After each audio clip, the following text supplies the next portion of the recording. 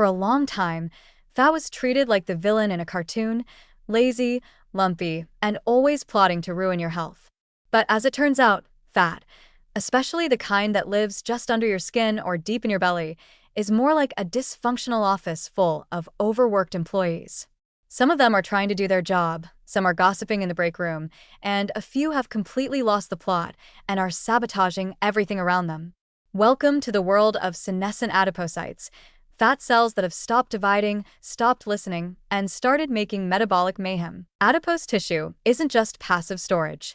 It's an active endocrine organ, sending out hormonal and inflammatory signals that regulate appetite, insulin sensitivity, immunity, and more. But when fat cells go senescent, they start behaving like the worst possible coworkers. These aging adipocytes secrete pro-inflammatory factors like IL-6, TNF-alpha, and MCP-1 that summon immune cells, recruit more trouble, and throw the metabolic balance completely off kilter. The result? A feedback loop of inflammation, insulin resistance, and the slow crawl toward metabolic syndrome. Now here's the twist. Not all fat is created equal, and neither are all senescent fat cells. Much like other tissues where senescent subtypes have distinct functions, think fibroblasts or glial cells, emerging research suggests that some senescent adipocytes may be far more dangerous than others.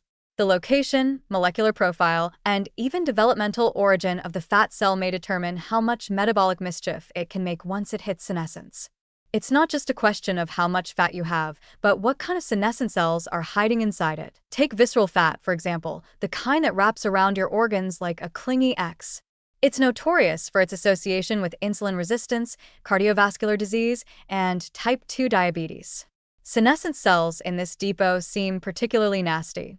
They're metabolically active in all the wrong ways, leaking out inflammatory cytokines, reducing local insulin signaling, and attracting macrophages like moths to a dumpster fire. Subcutaneous fat, on the other hand, especially the kind around the thighs and hips, might contain senescent cells too, but they're often less inflammatory and may even be protective in certain contexts. So yes, your body shape might actually reflect more than just lifestyle. It could reflect the inflammatory quality of your senescent fat cells. But the plot thickens. Even within the same depot, not all adipocytes are the same. Using single-cell RNA sequencing and machine learning-based clustering, scientists are starting to identify distinct subpopulations of senescent adipocytes, some more inflammatory than others, some more resistant to insulin, and some strangely quiet.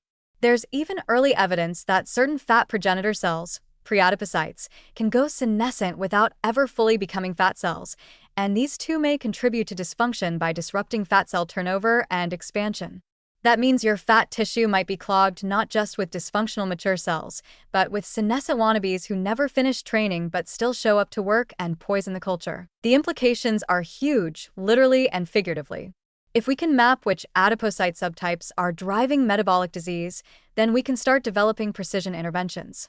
Think senolytics that selectively clear inflammatory senescent fat cells without damaging the ones that still perform useful metabolic functions. Or even better, xenomorphics that dial down their inflammatory output without requiring full cellular eviction. It's a bit like getting rid of the toxic manager without firing the whole department. And there's a wild card: the fat-immune connection. Senescent fat cells don't just affect metabolism, they're also immunologically active, releasing chemokines that draw in macrophages, neutrophils, and T cells. In many people with obesity, fat depots become mini-immune battlefields, with waves of inflammation that spread through the bloodstream like bad office gossip. Senescent adipocytes might be the ringleaders here, transforming what should be a quiet storage unit into an immunometabolic war zone. And since chronic inflammation is a known contributor to cardiovascular disease, Alzheimer's, and even cancer, the damage goes far beyond your waistband. So what can we do with this information besides stress-eat celery sticks?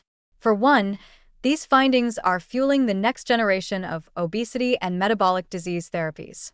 Researchers are already testing adipose-targeted senolytic drugs in animal models, and early results are encouraging. Reduced inflammation, improved insulin sensitivity, and, yes, smaller waistlines. It's not magic. It's biology with better aim. The real dream is personalization. Maybe your metabolic risk isn't just about how much you weigh or what your BMI says. It could be about the unique profile of senescent fat cells in your abdomen, the inflammatory tone of your preadipocytes, or the age-related shift in your fat tissue's immune landscape. One day, a simple biopsy or blood test combined with machine learning could tell you exactly which cellular gremlins are stirring the pot and how to calm them down. That's not a diet. That's a cellular upgrade. In the end, senescent fat cells are like the aging rebels of your metabolic system, too stubborn to leave, too toxic to ignore, and way too influential for their size. But now that we're starting to understand their subtypes, behavior, and molecular fingerprints, we may finally have the tools to deal with them properly. Not by waging war on fat itself, but by targeting the few bad actors who are turning a healthy tissue into a metabolic crime scene. If fat cells had HR departments, senescence would already be on a performance improvement plan. And with science catching up, that plan might soon become a very well-deserved pink slip.